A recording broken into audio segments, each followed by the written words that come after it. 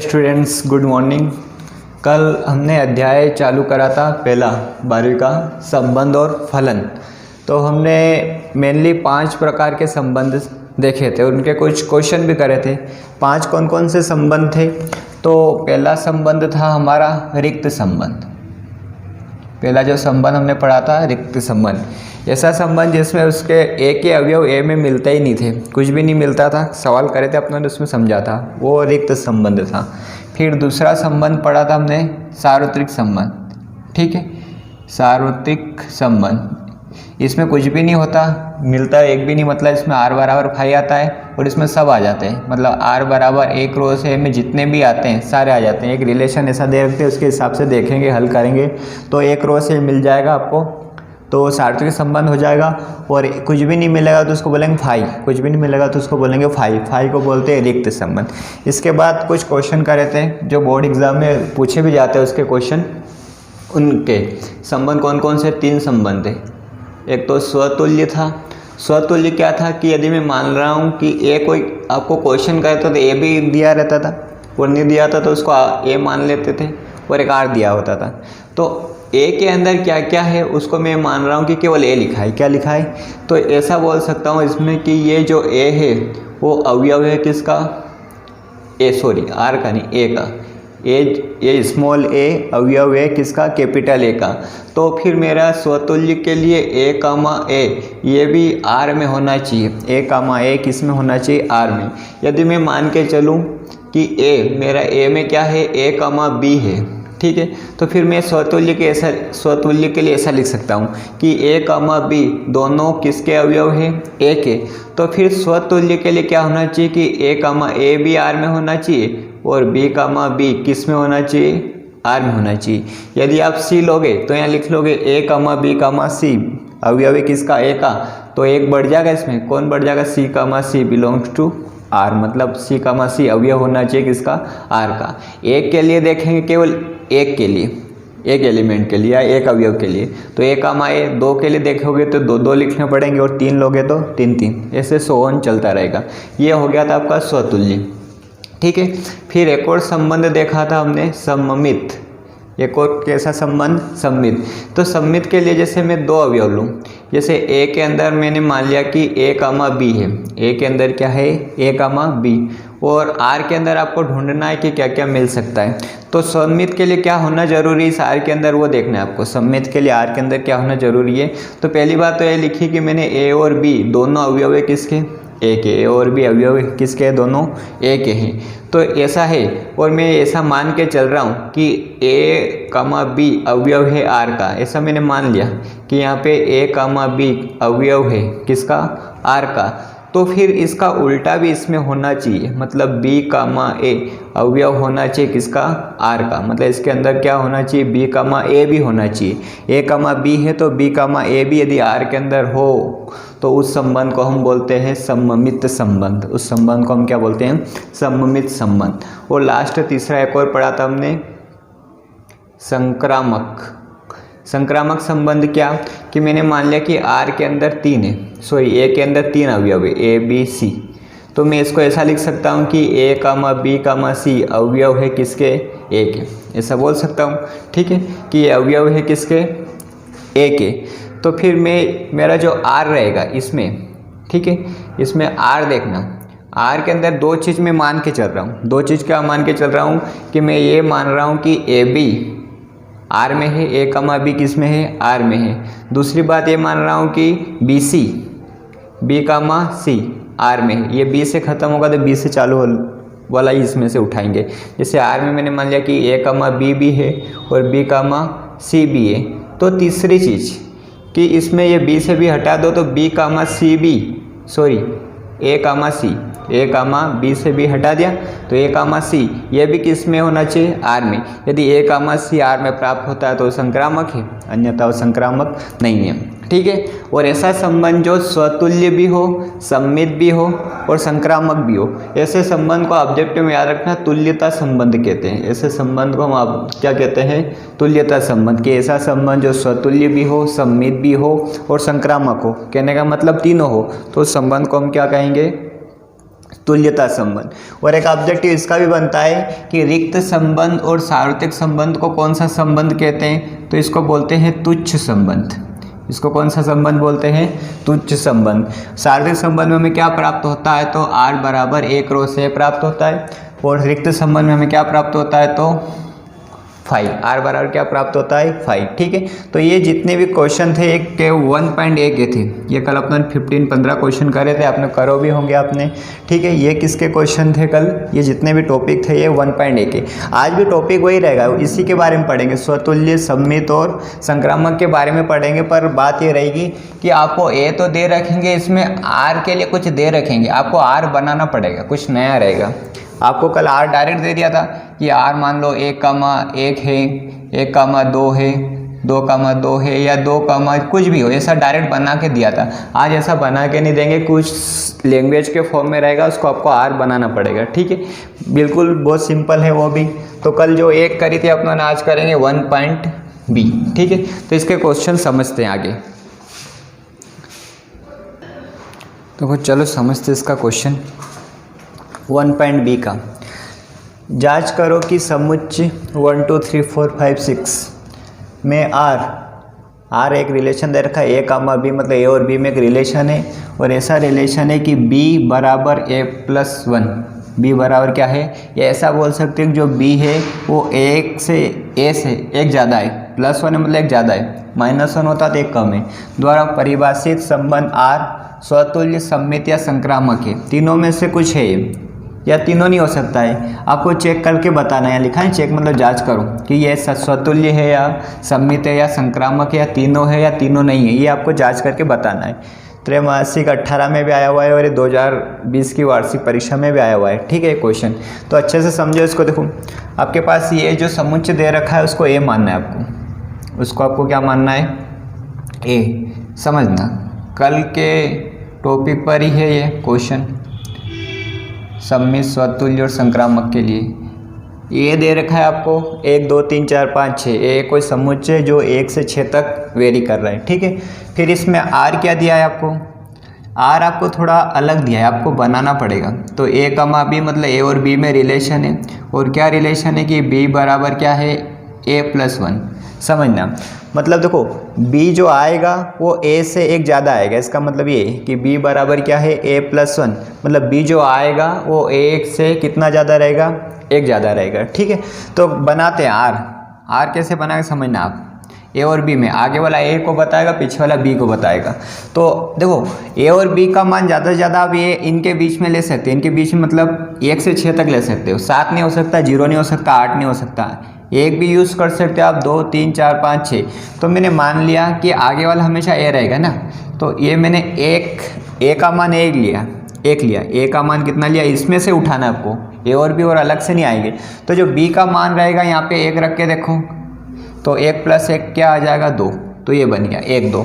फिर मैंने आगे वाला ए रहेगा, ठीक है, 1 ले लिया मैंने, 2 ले लिया, ये ए है। अब जो आएगा ना पीछे वो बी आएगा, तो बी लाने के लिए यहाँ पे 2 रख दो, तो 2 + 1 कितना आ जाएगा, 3। या कह सकते हो कि जो बी है वो ए से एक ज़्यादा है, ये बी है और ये ए है, तो ए और ये बी ए से एक ज़्यादा है। ठीक है, फिर 2 ले लिया मैंने, अब इसमें से मैं 3 ले रहा हूँ, इसमें से क्या ले रहा हूँ, 3। तो 3 जो ये मैं ले रहा हूँ आगे, ये ए है, और जो पीछे यहाँ पे आएगा इस जगह वो आएगा बी। तो बी लाने के लिए यहाँ पे ए का मान कितना लिया, 3, तो 3 + 1 ये कितना हो जाएगा, 4। ठीक, अगला 3 ले लिया, आप 4 भी ले सकते हो, तो 4 लोगे तो एक किसका मान लिया मैंने, ए का, तो बी का लाने के लिए यहाँ पे ए की जगह 4 रख दो, तो 4 + 1 कितना आ जाएगा, 5, मतलब एक ज़्यादा आएगा।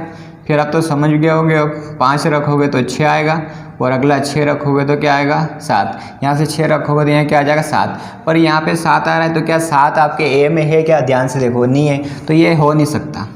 फिर इससे ज़्यादा नहीं ला सकते, क्यों, क्योंकि 5 से लोगे तो 6, और ए ज़्यादा से ज़्यादा आपको 6 तक ले सकते हो, 1 2 3 4 5 6। ठीक है, तो ये यहाँ पे ख़त्म हो जाएगा, क्योंकि यदि आप ए को 6 रखोगे तो बी क्या हो जाएगा, 7 हो जाएगा।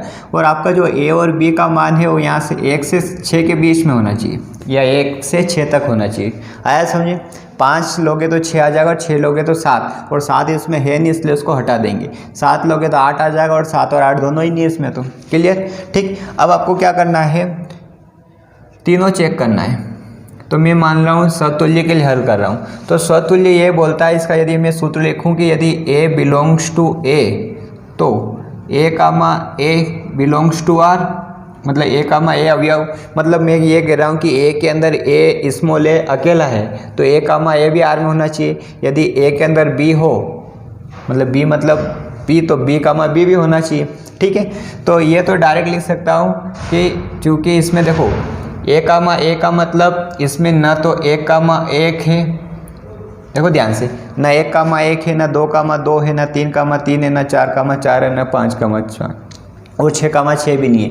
मतलब A के अंदर जितने भी हो, 1 हो तो 1 कामा 1 भी होना चाहिए, 2 हो तो 2 कामा 2 भी होना चाहिए, और इनमें से एक भी नहीं हो तो स्वतुल्य नहीं है। हो तो फिर 6 के 6 होने चाहिए, 1 कामा 1 भी होना चाहिए, 2 कामा 2 होना चाहिए, 3 कामा 3, 4 कामा 4, 5 कामा 5 और 6 कामा 6, ये सारे होने चाहिए तो स्वतुल्य। इनमें से एक भी नहीं दिया हो वो या एक भी नहीं हो तो वो क्या नहीं रहेगा, स्वतुल्य नहीं रहेगा। तो बाकी लिखने की ज़रूरत ही नहीं है, 1 कामा 1 नहीं है तो क्या नहीं रहेगा, स्वतुल्य नहीं रहेगा। तो लिख सकते हो कि इसलिए आपका जो संबंध है, क्या है, संबंध है वह स्वतुल्य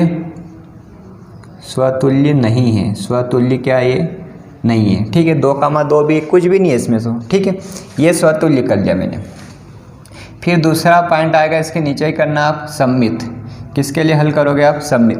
तो सम्मित ये बोलता है कि मैं 2 को लेके चलूँ, किसको लेके चलूँ, 2 को, कि ये R में है तो फिर ऐसा होना चाहिए कि A कामा B R में हो तथा B कामा A भी किस में होना चाहिए, R में होना चाहिए। इसका सूत्र के हिसाब से बता रहा हूँ कि A और B दोनों R में है तो A कामा B R में हो तथा B कामा A भी किस में होना चाहिए, R में। जैसे उदाहरण के हिसाब से देखो इसको, ये लिखो या नहीं लिखो चल जाएगा। ठीक है, इसके लिए एग्जाम्पल देखो, जैसे मैं मान के चल रहा हूँ कि सिंस 1 कामा 2 R में है, ये मैंने मान लिया, या है दिख भी रहा होगा, 1 कामा 2 किस में है, R में, परंतु क्या लिखोगे, परंतु। ठीक है, 2 कामा 1 भी होना चाहिए किसमें, R में। पहले ढूंढो 2 कामा 1 है क्या, नहीं है।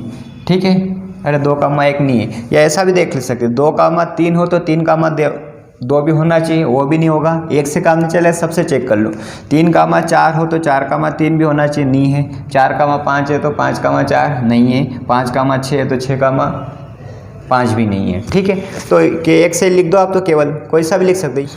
1 कामा 2 है परंतु 2 कामा 1 नहीं है, या 2 कामा 3 है तो 3 कामा 2 नहीं है, ऐसा कुछ भी नहीं मिलेगा।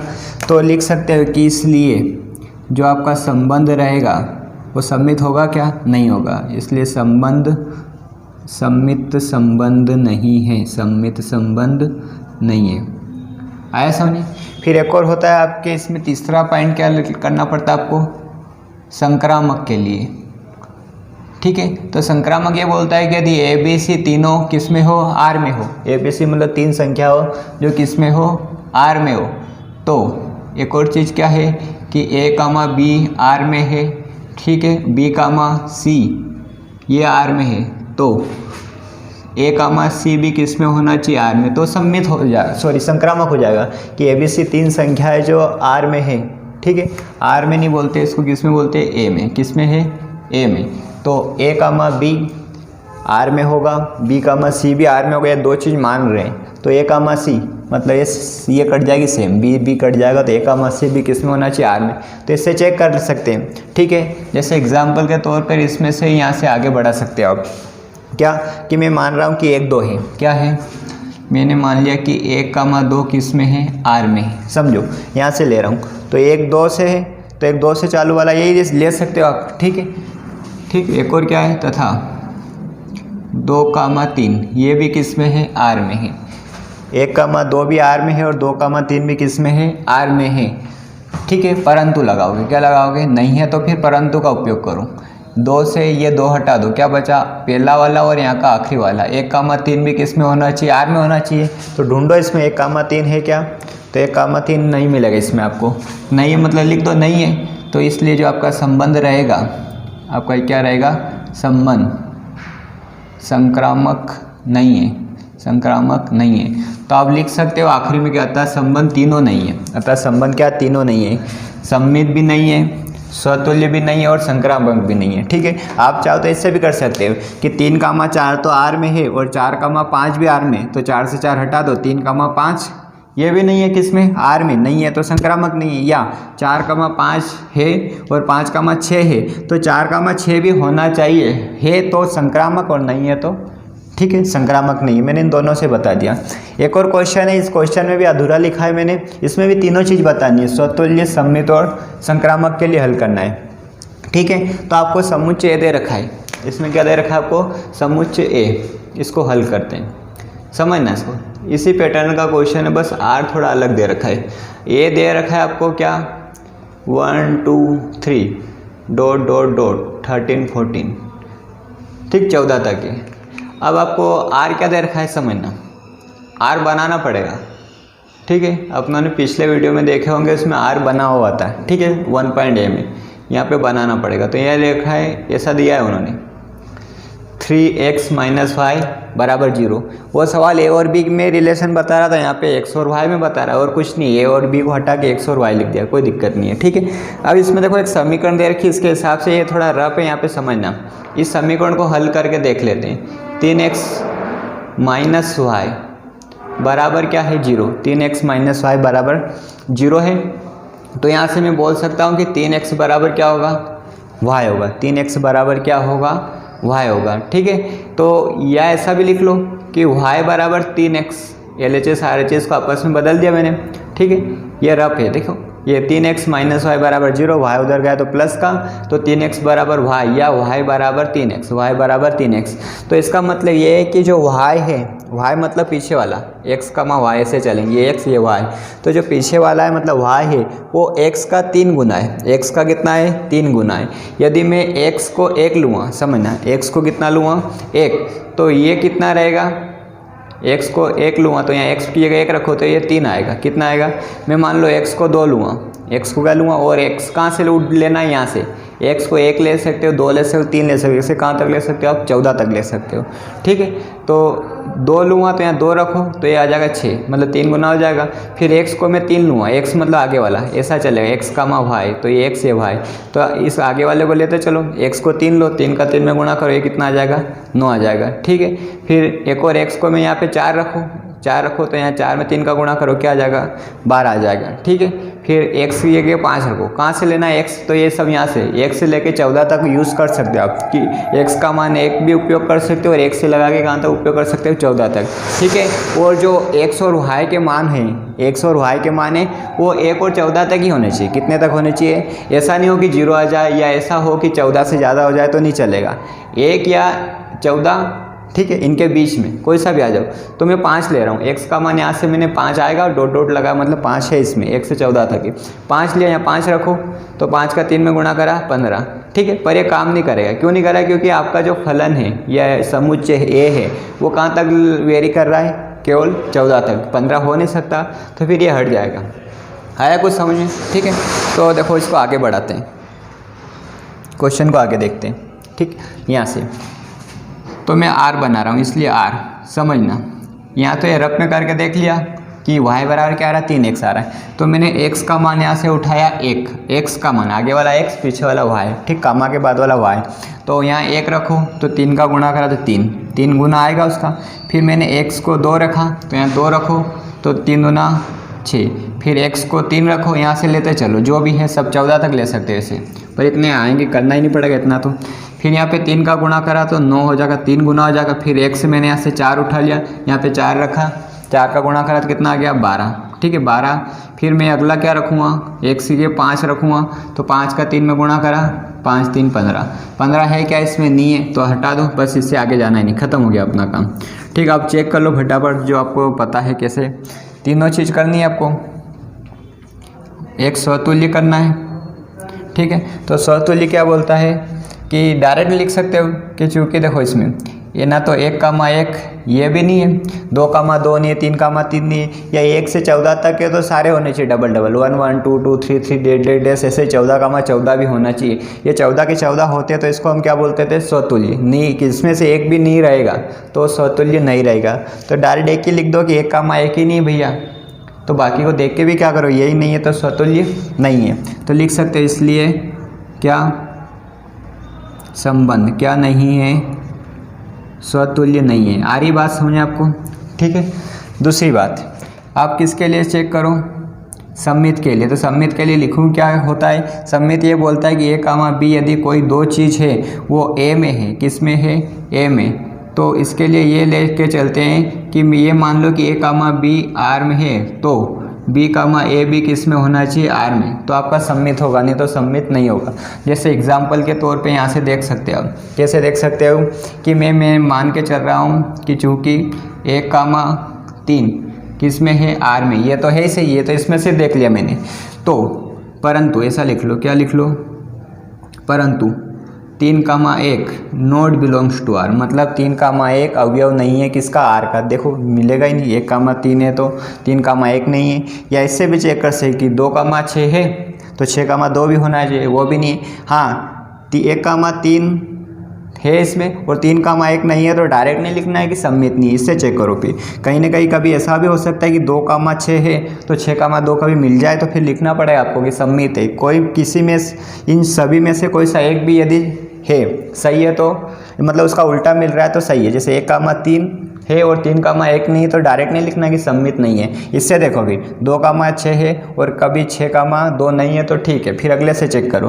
3,9 है और 9,3 नहीं है तो फिर चलो ठीक, अगले चेक करो। 4,12 है और कभी 12,4 मिल गया, कभी क्या हो गया, मिल गया, तो फिर लिखना है कि सममित है। आ रही बात समझे। तो अभी तो ये बराबर नहीं है, इसलिए लिख सकते हो आप क्या नहीं है, ये सममित नहीं है। आ रही बात समझिए, यहाँ नीचे लिखा है, नहीं दिख रहा हो तो समझ जाना, यहाँ पे लिखा है सममित नहीं है, ठीक है, ये होगा। फिर तीसरी चीज़ आपको क्या करनी है, इसमें किसके लिए हल करना है, ये स्वतुल्य हो गया, सममित हो गया, एक और क्या होना चाहिए, संक्रामक, ठीक है। तो संक्रामक के लिए क्या करते हैं कि मैं मान के चलता हूँ कि ABC तीनों ए में है, क्या है, ABC तीनों किस में है, ए में है, और ये मैं एक और मान के चल रहा हूँ कि AB भी आर में है और BC भी क्या है, आर में, तो A,C भी किस में होना चाहिए, आर में। ये संक्रामक के लिए, ठीक है, ट्रांजिटिव। A,B भी आर में और B,C भी आर में है, तो A,C भी किस में होना चाहिए, आर में। पहला वाला और आखिरी वाला A,C, B से भी हटा दो, ठीक है। तो जैसे एग्जाम्पल के तौर पे इसमें से क्वेश्चन में से देखेंगे कि जैसे मैंने मान लिया कि 1,3 है, चूँकि का चिन्ह लगाना बहुत ज़रूरी है, चूँकि 1,3 किस में है, आर में है, ठीक है। एक और 3 से चालू वाला ले लो, तो ये जो 3 से स्टार्ट हो, तो 3,9, 3,9 ये भी किस में है, आर में। 1,3 ये क्यों नहीं लिया, क्योंकि आपको 3 से चालू होने वाला लेना है, 3,9। परंतु क्या लिखोगे, परंतु इसलिए लिख रहा हूँ कि मेरे को कहीं से भी 1,9 नहीं दिख रहा है। 1,2 क्यों नहीं दिख रहा है, क्योंकि देखो मैं डायरेक्ट क्यों बोल रहा हूँ 1,9, 3 से 3 हटा के देखो, 1 और 9, 1 और 9 किस में होना चाहिए, आर में। ढूंढो 1 और 9, 1,9 नहीं है, या और किसी से चेक कर सकते थे, तो 3 के अलावा और कोई 3 से डबल स्टार्ट नहीं हो रहा, इससे चेक कर सकते। इसलिए क्या लिख सकते हो आप, संबंध संक्रामक नहीं है, मतलब क्या नहीं है, ये तीनों नहीं है। आई बात समझे कि 1,3 भी है और 3,9 भी है, तो 1,9 भी होना चाहिए, तो संक्रामक नहीं होगा, तो संक्रामक नहीं है, तो नहीं मिला आपको। आए दोनों सवाल समझे आपको, ठीक है। देखो इसको ध्यान से स्क्रीनशॉट ले लो, फिर और आगे करेंगे इसमें।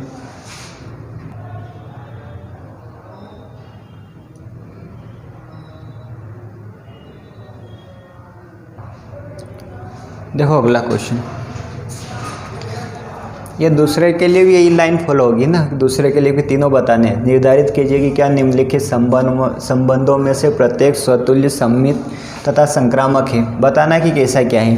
तो आपको इसमें देखो ध्यान से देखना है, इसमें ए भी नहीं है और आर थोड़ा ऐसा दे रखा है, तो ऐसे तो बहुत सरल है समझना कि कैसे क्या करेंगे। क्वेश्चन पढ़ लेते हैं पहले कि प्राकृत संख्या, तो प्राकृत संख्या वो होती है जो 1 से चालू होती है।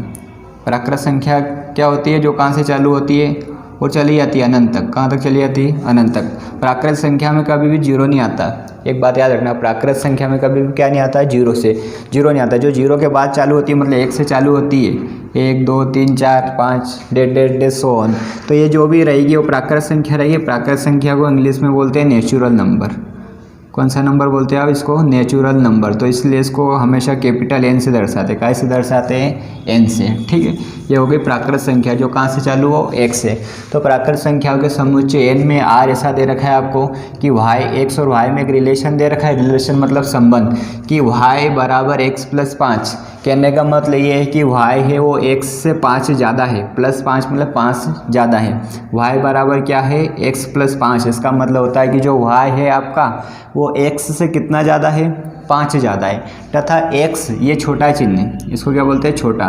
एक्स छोटा है किससे, 4 से। मतलब आप एक्स का जो मान उपयोग करोगे वो 4 से छोटा लेके चलोगे, ठीक है। 4 या 4 से बड़ा नहीं लेना है। एक्स का जो मान रहेगा किससे छोटा है, नहीं 4 से, ठीक है। द्वारा परिभाषित संबंध है। तो पहले देखो ध्यान से चलें, तो आपको कैसा समुच्चय दे रखा है, प्राकृत संख्याओं का समुच्चय है, ठीक है। प्राकृत संख्याओं का क्या है, समुच्चय। तो आपको ये पहले लिख लेना कि ये दिया है, इसमें ए की ज़रूरत नहीं है, आप ए डायरेक्ट बना लेंगे यहाँ से। एक्स का वाई ले लिया मैंने, यहाँ पे y बराबर क्या है, x प्लस 5। तथा ये बोल रहे हैं कि x छोटा है किससे, 4 से। x छोटा है किससे, 4 से। तो समझना r क्या बनेगा आपका, ठीक है। मैं x का मान किससे ज़्यादा नहीं ले सकते, 4 से ज़्यादा नहीं ले सकते। 4 से ज़्यादा क्या, 4 से छोटा लेना है आपको। 4 से क्या लेना है, ये छोटा चिन्ह होता है, less than, x less than 4, ठीक है। x छोटा है किससे, 4 से। तो x का मान होगा वो 3 भी ले सकते हो आप, 2 भी ले सकते हो और 1 भी ले सकते हो। 0 नहीं ले सकते। क्या नहीं ले सकते, 0, क्योंकि उन्होंने ऊपर स्पष्ट बोल दिया है कि जो आपका है समुच्चय कैसी संख्याओं का समुच्चय, प्राकृत संख्याओं का। और प्राकृत संख्याओं में 0 शामिल नहीं होता। कहाँ से चालू होता है, 1 से। तो आप 1 भी ले सकते हो, तो 1 भी 4 से छोटा है, ये 2 भी 4 से छोटा है, 3 भी किस क्या है, 4 से छोटा। ये नहीं ले सकते। यदि यहाँ बराबर लगा होता तो ये ले सकते थे, आपकी बराबर है 4 के बराबर, पर अभी इसमें 4 नहीं ले सकते। तो x के मान आपको समझ में आए कौन कौन से हो जाएगा, 1, 2 और 3, ठीक है। मतलब 4 से छोटी संख्या, 4 से छोटी संख्या। 0 क्यों नहीं ले रहे हैं, क्योंकि ये प्राकृत संख्या का समुच्चय और प्राकृत संख्या में 0 नहीं आता। प्राकृत संख्या कहाँ से शुरू होती है, 1 से, ठीक है। तो x के मान हो गए। तो मैंने x का मान 1 लिया, x का मान कितना लिया मैंने, 1 लिया। तो यहाँ पे 1 रखूँ तो अगला 6 आ जाएगा, ये 5 ज़्यादा रहेगा, y क्या रहेगा, x से 5 ज़्यादा रहेगा। फिर मैं 2 लूँगा इसको, क्या लूँगा इसको, 2। तो यहाँ पे 2 रखो तो ये हो जाएगा 7, ठीक है। फिर यहाँ पे क्या लूँगा मैं, x का मान, x के लिए बोला है, y के लिए नहीं बोला है कि y तो कितना भी आएगा चलेगा। तो यहाँ 8 आ जाएगा, क्या आ जाएगा, यहाँ पे 8 आ जाएगा। आ रही बात समझे, ठीक है। तो ये हो गया आपका 1, 6। यहाँ x का मान 1 भी ले सकते हो, 4 से छोटा, 4 से छोटा मतलब 1, 2, 3। तो मैंने 1 भी लिया है, 2 भी लिया है, 3 लिया है। और y आएगा 5 ज़्यादा आएगा, 1 लोगे 6 आएगा, 2 लोगे तो 7 आएगा, 3 लोगे तो 8 आएगा। क्लियर, ठीक है। अब आपको तीनों चीज़ बतानी है इसमें, क्या बतानी है, स्वतुल्य। तो स्वतुल्य के लिए ये बोलता है कि यदि स्मॉल क्या, a किस में है, a में, तो a comma a belongs to r ऐसा होना चाहिए। तो स्वतुल्य a हो तो b हो, तो b कामा b भी होना चाहिए, c हो तो c कामा c भी होना चाहिए r में, ठीक है। तो ऐसा मिल रहा है कि आपको कि a कामा a, तो a comma not belongs to a। कहने का मतलब एग्जाम्पल दे सकते हो, इसमें ये फार्मूला लिख सकते हैं। एग्जाम्पल ये है कि 1 कामा 1 नहीं है अवयव किसका, r का, इसलिए ये क्या नहीं है, संबंध है, वो क्या नहीं है, स्वतुल्य नहीं है, स्वतुल्य नहीं है। फिर मैं बात करूँगा सममित संबंध की। कैसे, किस संबंध की बात करूँ मैं, सममित की। तो सममित ये बोल के चलता है कि यदि a और b दोनों अवयव है किसके, a के, a और b दोनों अवयव है किसके, a के, तो a कामा b किस में होना चाहिए, r में, ठीक है। तो इसका उल्टा b कामा a भी किस में होना चाहिए, r में। अब यहाँ पे मैं देख के चल रहा हूँ कि 1 कामा 6 है तो 6 कामा 1 है क्या, नहीं है। 2 कामा 7 है तो 7 कामा 2 है क्या, नहीं है। 3 कामा 8 है तो 8 कामा 3 है क्या, नहीं है। तो a comma b belongs to r, तो b comma 1 not belongs to r, ऐसा है, ऐसा डायरेक्ट लिख दिया मैंने।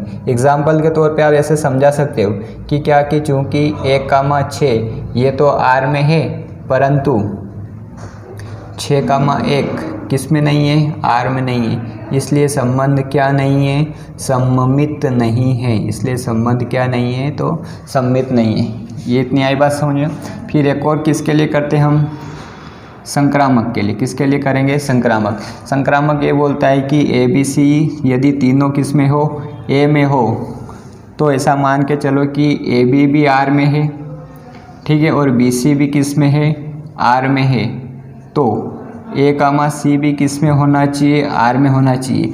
तो मैं ऐसा ले रहा हूँ, देखो इसमें तो ले नहीं सकते कुछ कि 1 कामा 6, तो 6 कामा कुछ है नहीं, कुछ होना चाहिए, या 2 कामा 7 तो 7 से चालू होने वाला होना चाहिए, या 3 कामा 8 हो तो 8 से का चालू होने वाला होना चाहिए। तो कुछ भी नहीं इसमें, तो लिख दो डायरेक्ट नहीं है, तो इसमें उदाहरण देने की ज़रूरत ही नहीं, ये संक्रामक नहीं है। नहीं आई होगी बात समझ में। एक बार और देखो ये क्या बोल रहा है कि ए बी और एक अगला 20 से चालू होने वाला हो, तो 20 से चालू होने वाला है नहीं, 20 से मतलब 1 6 है, तो 6 से चालू होने वाला ढूंढो, तो नहीं है। 2 7 तो 7 से चालू वाला नहीं है। 3 8 मतलब 8, तो 8 से स्टार्ट होने वाला कुछ है नहीं, मतलब है नहीं तो फिर होगा भी नहीं, तो क्या नहीं है, संक्रामक नहीं है। तीनों नहीं दिख रहा है, ये भी स्वतुल्य भी नहीं है, सम्मित भी नहीं है, और क्या नहीं है, संक्रामक भी नहीं है। ठीक है, आया है समझे क्वेश्चन। एक और क्वेश्चन करते हैं, देखो समुच्चय दे रखा है आपको 1 2 3 4 5 6 में x कामा वाई, एक्स और वाई में एक रिलेशन है, और ये बोल रहा है कि y भाज्य है x से, y भाज्य क्या है, x से द्वारा परिभाषित संबंध है। तो इसके लिए भी तीनों चीज़ आपको निर्धारित करनी, कौन कौन सी, कि स्वतुल्य है या नहीं है, सम्मित है या नहीं है, या संक्रामक है या नहीं है, ये तीनों चीज़ आपको निर्धारित करनी है। क्वेश्चन यही है, ठीक है, तीनों चीज़ इसके लिए भी फॉलो करेंगे वो। ठीक है, तो पहले आप यहाँ पे ध्यान से देखो, y भाज्य किससे, x से, तो उन्होंने बोला है कि आगे वाला हम x लेके चल रहे हैं, आगे वाले को हम x ले के चल रहे हैं, और पीछे वाले को हम क्या लेके चल रहे हैं, y लेके चल रहे हैं। तो y जो है वो भाज्य किसका होना चाहिए, x का। ठीक है, मतलब y में x से भाग जाना चाहिए, y में किसका भाग जाना चाहिए, x का। इसका मतलब होता है y अपॉन x, मतलब y में किसका भाग जाना चाहिए, x का, y में किसका भाग जाना चाहिए, 1 का। तो यहाँ पे एक बात मैं आपको क्लियर कर रहा हूँ कि यहाँ पे 2 लिखा और यहाँ पे 3 लिखा है। क्या लिखा है, 2 और बटे 3 लिखा है। या एक और बात समझो कि यहाँ लिखा है 2 बटे 4, क्या लिखा है, 2 बटे 4, यहाँ पे लिखा है 3 बटे 6। वो ध्यान से देखोगे तो ऊपर वाला क्या है, y, ऊपर वाला क्या है, y, और नीचे वाला क्या है, x। यहाँ बोला ना y भाज्य किसका, x से, y भाज्य x से, मतलब y में किसका भाग जाना चाहिए, x का, y में x का भाग जाना चाहिए, इसका मतलब होता है y बटे x। ठीक है, तो मैंने कुछ चीज़ें लिखी है यहाँ पे, ध्यान से देखा होगा तो मैंने ऊपर वाली संख्या नीचे वाली संख्या से छोटी ली है, ऊपर वाली संख्या नीचे वाली संख्या से क्या लिए, मैंने छोटी ली है। तो यदि ऊपर वाली संख्या नीचे वाली संख्या से छोटी आ जाए, या ऊपर या नीचे की बात नहीं करे, इसको मेन बोलते हैं अंश बटे हर, इसको क्या बोलते हैं, अंश बटे हर। और यदि हर क्या आ जाए, छोटा आ जाए, हर क्या आ जाए, x से, मतलब मैं बोल सकता हूँ कि अंश रहेगा वो छोटा रहेगा किससे, हर से। अंश यदि छोटा है किससे, हर से, तो फिर भाग नहीं जाता, या भाग जाएगा तो दशमलव में आ जाएगा। 2 एकम 2, 2 दूना 4, 1 बटे 2, 1 बटे 2 मतलब 0.5, 3 एकम 3, 3 दूना 6। देखो इसको आगे, या अंश बटे हर से नहीं समझना इसको आपको, तो डायरेक्ट अपना जो है वो देखो, ये एक बात तो समझ आ गई कि ऊपर वाला छोटा होगा, नीचे वाला बड़ा होगा तो भाग नहीं जाएगा, मतलब नीचे वाली संख्या छोटी होनी चाहिए, ऊपर वाली बड़ी होनी चाहिए। ठीक है, तो जैसे कैसा, उदाहरण के लिए मैंने मान लिया कि y अपॉन x है, तो मैंने मान लिया कि 4 बटे 2 ले लिया, तो देखो पूरा पूरा भाग जाएगा। या 6 बटे 3 ले लिया, या 6 बटे 2 ले लिया, तो एकदम कितनी बार, 3 बार। ऊपर वाला y और नीचे वाला क्या है, x से। कैसे पता चला, यहाँ लिखा है y भाज्य किससे, x से, x से मतलब x से भाग देना है आपको। ठीक है, तो ये वाली चीज़। हाँ, यदि बराबर होगी तो भाग भी चला, कोई सा भी हो, बराबर मतलब 2 बटे 2 हुआ, या 3 बटे 3 हुआ, या 4 बटे 4 हुआ, तो भी पूरा पूरा भाग जाता है। बराबर भी होगा तो भी क्या हो जाएगा, भाग जाएगा। तो यहाँ से एक बात आप ध्यान से समझ लेना, क्या कि नीचे वाली संख्या बड़ी नहीं होनी चाहिए, बराबर चल जाएगी, छोटी भी चल जाएगी। देखो यहाँ 4 और यहाँ 2 है तो चला गया भाग, यहाँ 6 और यहाँ पे 2 है चला गया, यहाँ पे 6 और यहाँ पे 3 है तो भी चला जाएगा। 3 बटे 6 करोगे तो 1 बटे 2 आ जाएगा, और 1 बटे 2 मतलब 0.5, भाग नहीं जा रहा पूरा पूरा, मतलब यहाँ पे y भाज्य नहीं है किससे, x से, यहाँ पे y भाज्य नहीं है किससे, x से। तो समझना, बराबर होगी तो भी भाग चला जाएगा। तो यहाँ पे एक r, ए तो दिख रहा होगा, r बनाते हैं हम।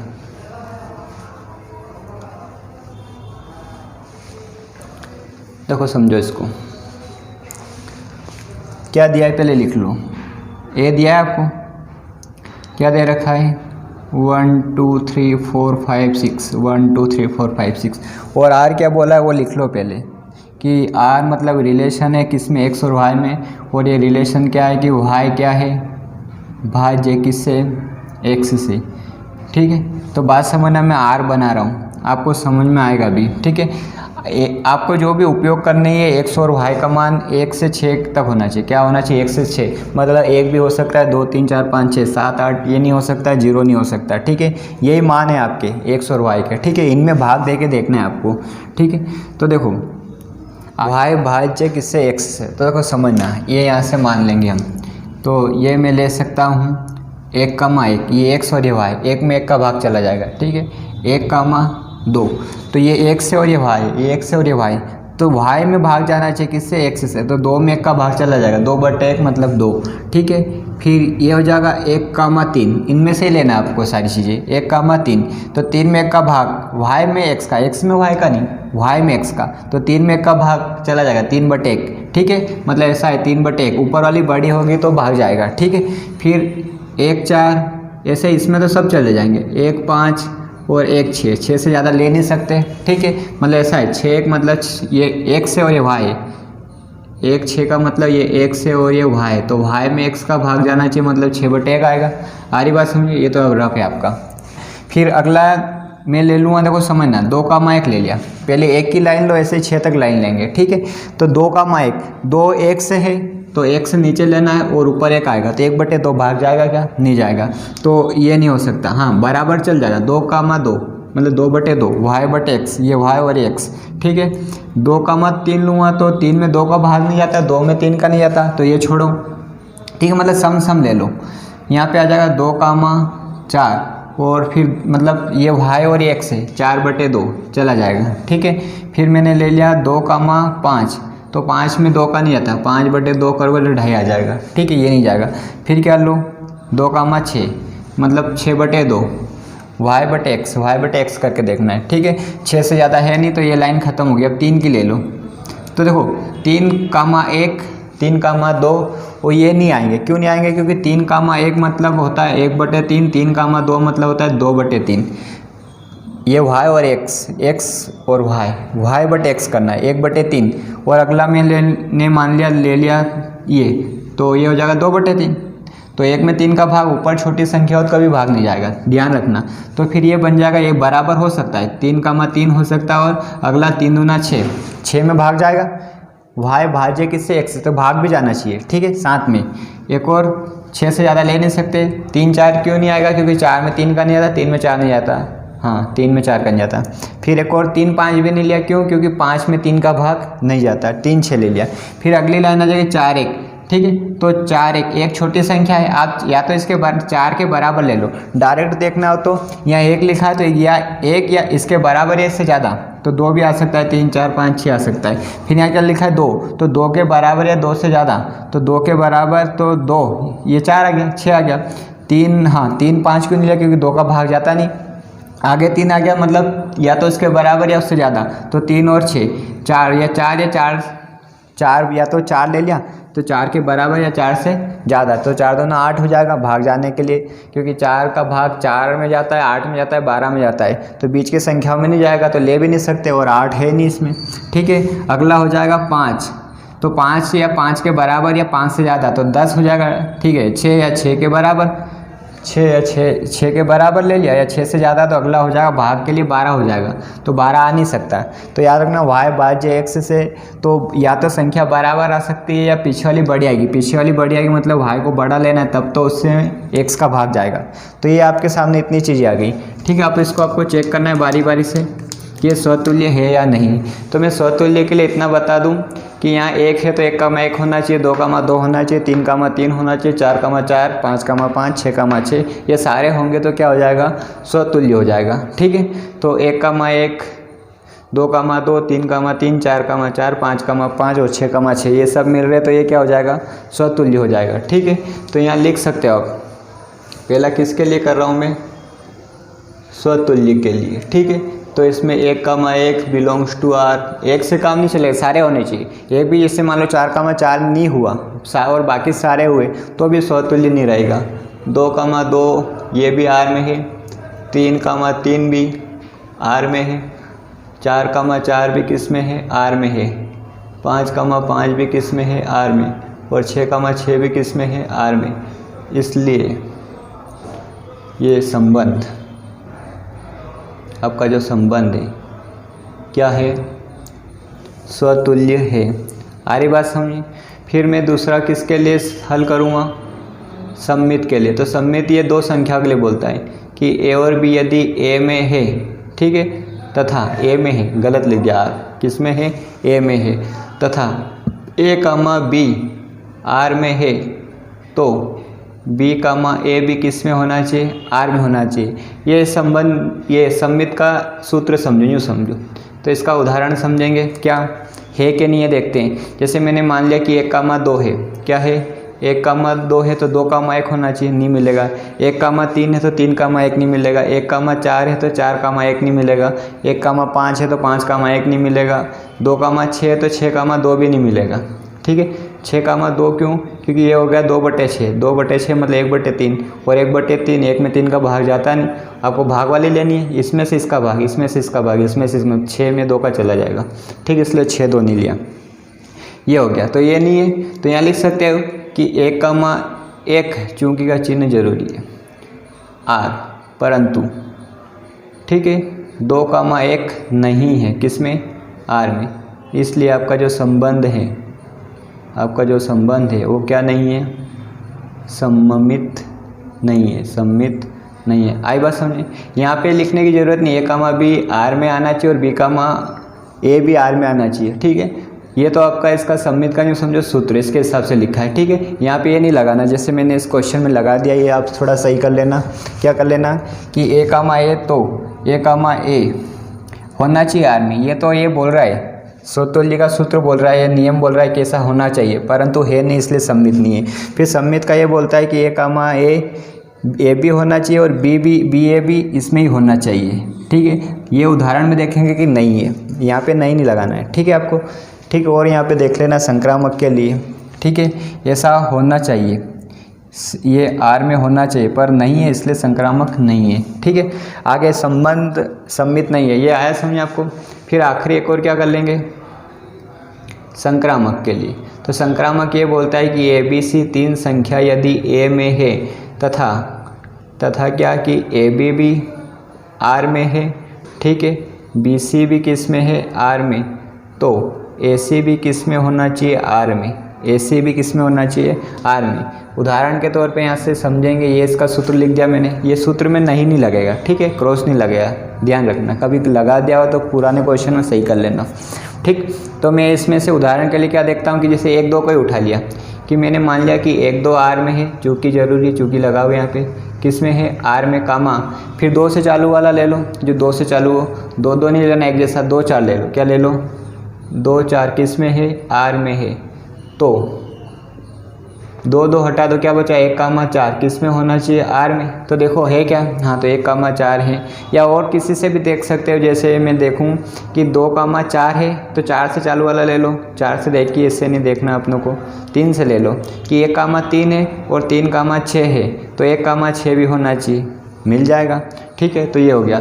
तो यहाँ पर लिख लेना है, क्या लिख लोगे कि इसलिए आपका जो संबंध है, इसलिए जो आपका क्या है, संबंध है, क्या है, संक्रामक है, इसलिए संबंध क्या है, संक्रामक है। तो इस बार 2 चीज़ हो गई, संक्रामक भी हो गया, स्वतुल्य हो गया, केवल क्या नहीं है, ये सम्मित नहीं है, ठीक है। अच्छे से देख लो, समझ लो, आज के लिए आखिरी क्वेश्चन था आपका, ठीक है, ध्यान से देख लो।